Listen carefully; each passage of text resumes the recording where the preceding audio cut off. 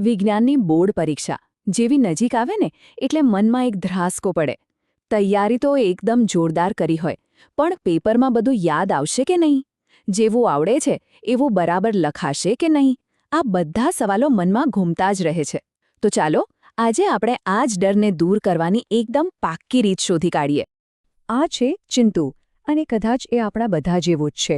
એકદમ મહેનતુ, વિજ્ઞાનના બધા જ કોન્સેપ્ટ એના ક્લિયર છે, પણ જેવો પરીક્ષા આપીને બહાર આવે ને એનો એક જ ડાયલોગ હોય, યાર આવડતું તો બધું જ હતું પણ પેપર બગડી ગયું. અને આ સમસ્યા ખાલી ચિંતુની નથી, આપણામાંથી મોટા ભાગના વિદ્યાર્થીઓ આ જ પરિસ્થિતિમાંથી પસાર થાય છે. તો પછી બોર્ડ પરીક્ષાની અસલી સમસ્યા છે શું? જ્યારે બધું જાણતા હોઈએ તો પછી એ સારા માર્ક્સ કેમ નથી આવતા? આ જે ગેપ છે ને, જ્ઞાન અને પરફોર્મન્સ વચ્ચેનો, એ જ ખરી તકલીફ છે. પણ ચિંતા કરવાની બિલકુલ જરૂર નથી, કારણ કે હવે આપણી મદદ માટે આવી ગયા છે એક સ્પેશિયલ ગાઈડ, આપણા સુપર ટીચર. અને સુપર ટીચર આવતાની સાથે જ એકદમ મુદ્દાની વાત કરે છે. એ કહે છે કે પ્રોબ્લેમ એ નથી કે આપણને કેટલું આવડે છે, પ્રોબ્લેમ એ છે કે આપણે એને પેપરમાં કેવી રીતે લખીએ છીએ. વિચારો, ખાલી આટલી નાનકડી વાત જો સમજાઈ જાય ને તો આખી ગેમ જ ચેન્જ થઈ શકે છે. ઓકે, તો સફળતા માટેનું એ નવું સૂત્ર છે શું? સુપર ટીચર પાસે એવો કયો પાવરફુલ ફોર્મ્યુલા છે? ચાલો એને સમજીએ. અને એક વાત પાક્કી છે, આ ગોખણપટ્ટીથી તો ઘણું જ આગળ છે. આ રહ્યું એ સૂત્ર. વિજ્ઞાન એટલે ડર નહીં, વિજ્ઞાન એટલે તર્ક વત્તા રજૂઆત. બસ આ એક લાઇન મગજમાં ફિટ કરી લો. આ જ આપણો મેઇન પ્રિન્સિપલ છે. મતલબ કે ડરવાનું બંધ કરો અને લોજિક અને પ્રેઝન્ટેશન પર ફોકસ કરવાનું શરૂ કરો. ચાલો તો હવે વાત કરીએ સંપૂર્ણ જવાબ લખવાની કળાની. આ એક એવી વૈજ્ઞાનિક પદ્ધતિ છે જે સફળતા અપાવી શકે છે. શરૂઆત કરીશું બે સૌથી અગત્યની બાબતોથી. પહેલું, ટાઈમ મેનેજમેન્ટ, અને બીજું, જવાબને સ્ટ્રક્ચર કેવી રીતે કરવો. આ છે આપણી 180 મિનિટની યોજના. આને બરાબર સમજી લઈએ. જો પહેલા 30 મિનિટ એ ફક્ત એમસીક્યુ અને ઓબ્જેક્ટિવ પ્રશ્નો માટે, પછીના 60 મિનિટ ટૂંકા જવાબો માટે, ત્યાર પછી 70 મિનિટ લાંબા જવાબો માટે ફાળવવાના છે. અને સૌથી અગત્યનું, છેલ્લા 15 મિનિટ એ ફક્ત અને ફક્ત રિવિઝન એટલે કે પેપર ચકાસવા માટે રાખવાના છે. આનાથી સિલી મિસ્ટેક્સ થવાના ચાન્સ લગભગ 0 થઈ જશે. હવે આવે છે આપણું 4 સ્ટેપ આન્સર સૂત્ર. કોઈ પણ જવાબ લખવા માટેની આ પરફેક્ટ ફોર્મ્યુલા છે.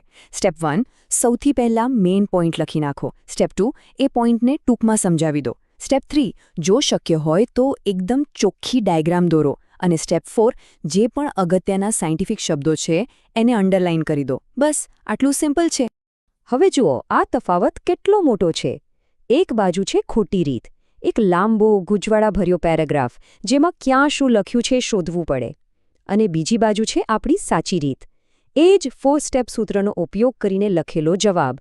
પોઈન્ટ, એક્સપ્લેનેશન, ડાયાગ્રામ અને કીવર્ડ્સ એકદમ ક્લિયર. આનાથી જ ખબર પડે છે કે પ્રેઝન્ટેશનનું કેટલું મહત્વ છે. અને સુપર ટીચરની આ સલાહ તો બેસ્ટ છે. પરીક્ષક પણ માણસ છે, એમને ખુશ રાખો. આમાં હસવાની સાથે સાથે એક બહુ ઊંડી વાત છુપાયેલી છે. વિચારો, જો તમારો જવાબ એકદમ ક્લિયર અને સરસ રીતે લખેલો હશે તો પેપર ચેક કરનારનું કામ કેટલું સહેલું થઈ જશે. અને એ ખુશ થશે તો માર્ક્સ પણ સારા મળશે, ખરું ને? ઓકે, હવે વાત કરીએ આપણા સિક્રેટ વેપનની, આકૃતિઓ. આને માર્ક્સનું મશીન પણ કહી શકાય. ચાલો જોઈએ કે આ છુપાયેલા ખજાનાને કેવી રીતે ખોલી શકાય અને વધુ માર્ક્સ મેળવી શકાય. 50%! હા, તમે બરાબર સાંભળ્યું. કેટલાક સવાલોમાં, ખાસ કરીને બાયોલોજીમાં, અડધા માર્ક્સ તો ફક્ત અને ફક્ત સાચી અને ચોખ્ખી આકૃતિ દોરવાના જ હોય છે. આ તો એક ગોલ્ડન ચાન્સ છે જેને આપણે જરાય ગુમાવી શકીએ નહીં. એટલે જ તો કહેવાય છે, આકૃતિ એટલે સાયલેન્ટ માર્ક્સ મશીન. શું જોરદાર લાઈન છે! એક એવું મશીન છે જે કોઈ અવાજ કર્યા વગર ચૂપચાપ તમારા માટે માર્ક્સ જનરેટ કરતું રહે છે. આ વાત મગજમાં બરાબર બેસાડી દેજો. તો પરફેક્ટ ડાયાગ્રામ બનાવવાના નિયમો શું છે? એકદમ સિમ્પલ છે. પહેલું, હંમેશા પેન્સિલથી જ દોરો. બીજું, એકદમ ક્લીન અને નીટ હોવી જોઈએ. ત્રીજું, દરેક પાર્ટને બરાબર લેબલ કરો. ચોથું, સ્કેલનું ધ્યાન રાખો. અને પાંચમું, જ્યાં પણ સવાલમાં સમજાવો, બતાવો કે રચનાનું વર્ણન કરો એવું લખ્યું હોય ત્યાં આકૃતિ દોરવી જ. બસ.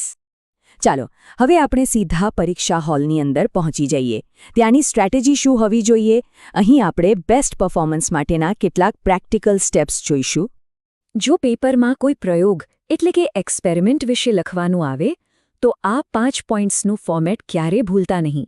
સૌથી પહેલા હેતુ, પછી સામગ્રી, પછી પ્રક્રિયા, પછી અવલોકન અને છેલ્લે પરિણામ.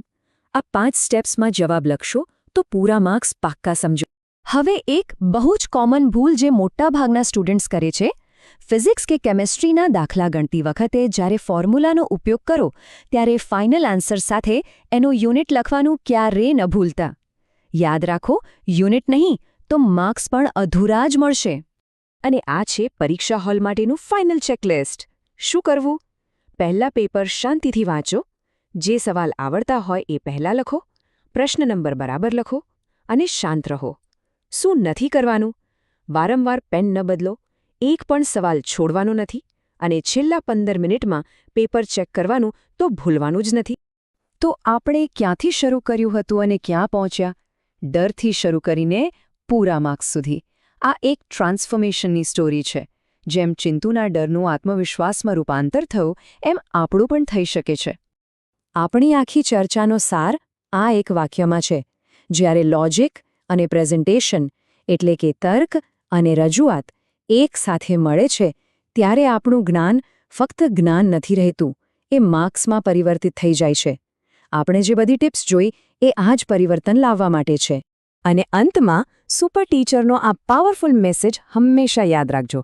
જો તમને આવડે છે અને તમે એને સાચી રીતે લખો છો તો પછી તમને પૂરેપૂરા માર્ક્સ મેળવવાથી દુનિયાની કોઈ તાકાત રોકી શકશે નહીં.